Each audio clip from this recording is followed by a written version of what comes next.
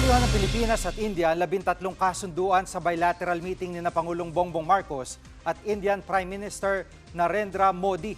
Sumentro ang pulong sa pagpapaigting sa maritime security coordination ng dalawang bansa na parehong kaagaw ng teritoryo ng China. May mga kasunduan din sa kalakalan, teknolohiya, turismo, depensa, sining at kultura.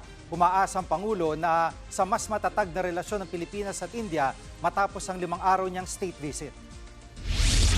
To build upon what we already have had, but certainly to explore the many opportunities that have arisen in the past few years because of the new technologies and the changing state of the global economy and the geopolitics around us now.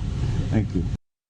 Mga kapatid, Jig Manikad po, pagdating sa mahalagang balita sa loob at labas ng bansa, dapat una sa lahat, mag-follow at mag-subscribe na sa social media pages ng News 5.